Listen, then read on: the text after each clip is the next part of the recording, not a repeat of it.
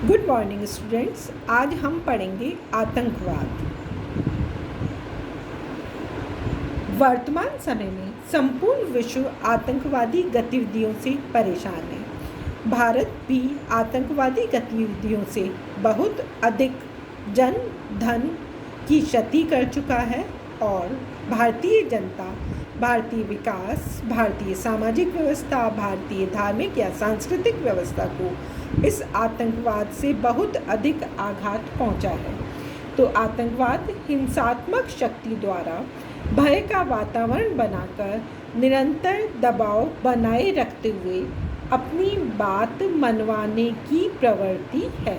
अर्थात हिंसा के द्वारा भय का वातावरण बना दिया जाता है और उस भय के वातावरण के द्वारा दबाव बनाया जाता है लोगों पर, समुदाय पर, समाज पर और राष्ट्र पर अर्थात सरकार पर कि उनकी बातों को मान लिया जाए। इसमें तोड़फोड़, हत्याएं, बम के प्रयोग के द्वारा आम जनता के मन में भय बैठाने का प्रयास किया जाता है ताकि कोई भी विरोध न कर सके तथा इन कार्यवाहियों के विरुद्ध आवाज़ नहीं उठा सके। हिंसा की गतिविधियां बार बार लगातार की जाती हैं ताकि दबाव का वातावरण बना रहे और उनकी मांगें पूरी हो सके। The international encyclopedia of social science के अनुसार हिंसा के व्यवस्थित प्रयोग के द्वारा एक संगठित समूह या दल अपने लक्ष्यों की प्राप्ति ही आतंकवाद है। अर्थात कोई संगठित समूह, चाहे वह किसी भी आधार पर बना हुआ हो, क्षेत्रवाद के आधार पर या सांप्रदायिकता के आधार पर या भाषा या अन्य किसी अपने लक्ष्यों को प्राप्त करने के लिए जब वह हिंसा को व्यवस्थित रूप से प्रयोग करता है तो हम उसको आतंकवाद कहते हैं। आतंकवाद की जो प्रमुख प्रवृत्तियां हैं उसमें पहला है हिंसक कार्यवाही। अर्थात आतंकवाद के लिए ये जरूरी है कि वहाँ पर उनके द्वारा हिंसा की कार्यवाही की जाए, हिंसा के द्वारा भय का माहौल उत्पन्न किया जाए, तनाव उत्पन्न किया जाए और इस हिंसा में वह किसी भी प्रकार से लोगों को क्षति पहुंचाने का प्रयास करते हैं, चाहे बम का प्रयोग किया जाए या गोलीबारी की जाए या तोड़फोड़ अथवा हत्याएं की जाए। दूसरी इसकी प्रवृत्ति है सार्वजनिक संपत्ति तथा सुविधाओं को नष्ट करना। आतंकवाद के द्वारा जो भी संगठन इसका प्रयोग कर रहा है वह सार्वजनिक संपत्ति को और जो भी सुविधाएं हैं, चाहे वह हॉस्पिटल हो, स्कूल हो, सरकारी बिल्डिंग हो या सरकारी वाहन हो, उन्हें नष्ट करते हैं और आतंक फैलाने की कोशिश करते हैं।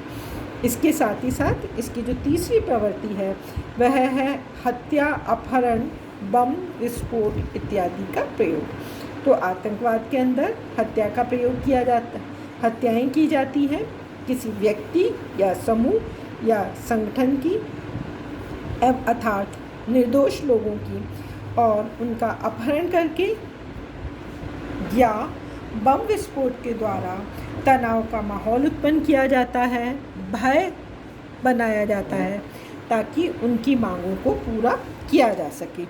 इसके साथ ही साथ में आतंकवाद के द्वारा असुरक्षा या भय का माहौल उत्पन्न किया जाता है। इस असुरक्षा या भय के द्वारा ही ये संगठन अपनी मांगों को पूरा कर सकते हैं। अतः वे निरंतर लोगों के मन में, सरकार के मन में असुरक्षा का माहौल उत्पन्न करते हैं, उन्हें भयभीत करने की कोशिश करते हैं ताकि उनकी मांगों की पूर्ति हो सके। इसके साथ ही साथ में ये आतंकवादी गतिविधियाँ विभिन्न संगठनों में या राजनीतिक व्यवस्था में अस्थिरता उत्पन्न करने की कोशिश करते हैं ताकि अस्थिरता हो, कानून व्यवस्था या जो भी है वह चरमरा जाए और इनकी मांगें पूरी हो सकें। इसके साथ ही साथ हम देखते हैं कि ये आर्थिक हानि पहुंचाने की कोशिश करते हैं, चाहे वह व्यक्ति हो, समाज हो या राजनीतिक व्यवस्था हो, उनकी संपत्ति को नुकसान पहुंचाते हैं, तोड़ते फोड़ते हैं, आग लगाते हैं और इस आर्थिक क्षति के द्वारा भयभीत करने की कोशिश करते हैं। इसके साथ ही साथ धर्म तथा जाति का दुरुपयोग किया जाता है। धर्म के नाम पर या जाति के नाम पर वे हिंसा फैलाते हैं, आतंक फैलाते हैं और अपने संकीर्ण हितों को पूरा करने की कोशिश करते हैं। इसके साथ ही साथ हम देखते हैं कि केवल संगठन या दल ही इस कार्य को नहीं करते हैं, आतंकवाद फैलाने का काम राज्यों के द्वारा भी किया जाता है। और हिटलर, मुसोलिनी का जो शासन पद्धति थी वो आतंकवाद के द्वारा संपूर्ण विश्व में हिंसा तथा भय के माहौल को उत्पन्न कर रहे थे। तो आतंकवाद की ये प्रमुख प्रवृत्तियां हैं, जिसमें हिंसक कार्रवाई, सार्वजनिक संपत्ति को नुकसान पहुंचाना, सुविधाओं को नष्ट करना, हत्या, अपहरण, बम विस्फोट इत्यादि करना और उसके द्वारा अस्थिरता उत्पन्न करना और उस अस्थिरता से आर्थिक क्षति स्थापित करना, धर्म जाति का दुरुपयोग करना और जैसा कि अभी मैंने बताया कि राज्यों के द्वारा भी, संगठित सरकारों के द्वारा भी अनेकों बार आतंकवाद के द्वारा अपने संकीर्ण हितों को पूरा करने का प्रयास किया जाता है। इसके साथ ही साथ हम देखते हैं कि ये जो आतंकवादी गतिविधियां हैं उसका भारत पर किस प्रकार से दुष्प्रभाव पड़ा है या भारतीय जनता किस प्रकार से इससे या भारतीय सरकार किस प्रकार से परेशान है। तो सबसे पहले हम देखते हैं कि भारत में ये जो आतंकवादी गतिविधियां हैं उससे वर्तमान समय में जो राज्य सबसे अधिक प्रभावित है या हमारी सरकार जो सबसे अधिक परेशान रही है, सबसे लंबे समय तक परेशान रही है, वह है जम्मू कश्मीर। और जम्मू कश्मीर में इस आतंकवाद के द्वारा एक लंबे समय तक हिंसा, संदेह एवं आतंक का माहौल उत्पन्न किया गया, जिसके कारण वहाँ से हज़ारों लाखों लोगों को विस्थापित होकर न केवल दूसरी जगह पर जाना पड़ा बल्कि लाखों निर्दोष लोगों की मृत्यु भी हुई। इसके साथ ही साथ हम देखते हैं कि भारत में पंजाब में भी लंबे समय तक आतंकवादी गतिविधियां बनी रही और 22 मार्च 1946 को अकाली दल के द्वारा जो सिख राज्य की मांग को अस्वीकार किया गया था, उसके कारण समय समय पर पंजाब में भी आतंकवादी गतिविधियां फैली। लेकिन वर्तमान समय में सरकार के द्वारा पंजाब की समस्या को लगभग पूर्ण रूप से हल कर दिया गया है।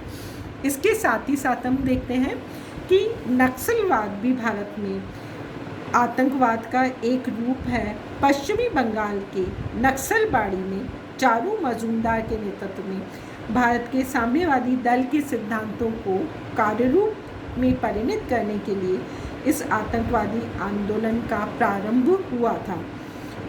इसका उद्देश्य सामाजिक आर्थिक न्याय पर आधारित व्यवस्था की स्थापना करना था और इसके कारण पश्चिमी बंगाल में लंबे समय तक हिंसा, आतंक एवं भय का माहौल बना रहा।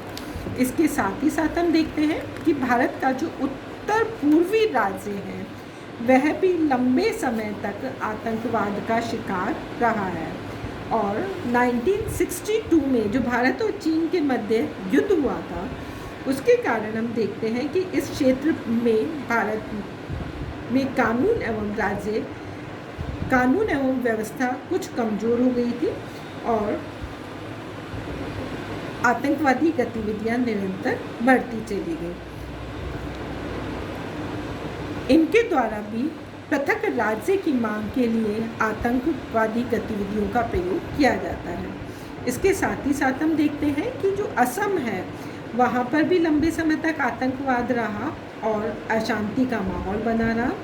वास्तव में जो पूर्वी पाकिस्तान था वहाँ से जो शरणार्थी आए या वहाँ से जो निरंतर अवैध रूप से नागरिक आए और उन्होंने असम में रहना प्रारंभ किया, फलस्वरूप असम के लोगों को अपनी पहचान, अपनी जीविकोपार्जन खोने का भय रहा और उसके कारण उल्फा इत्यादि संगठनों ने असम में आतंकवादी गतिविधियों को लंबे समय तक बनाए रखा।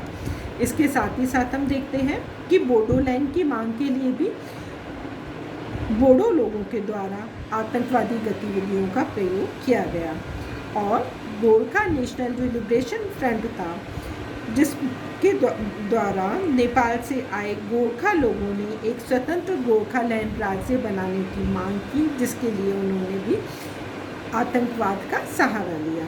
और इसके साथ ही साथ हम देखते हैं कि तमिलनाडु में जो लिट्टे उग्रवादियों का संगठन था, उसने भी लंबे समय तक आतंकवादी गतिविधियों का प्रयोग किया और श्रीलंका में भी उन्होंने आतंकवाद का प्रयोग किया।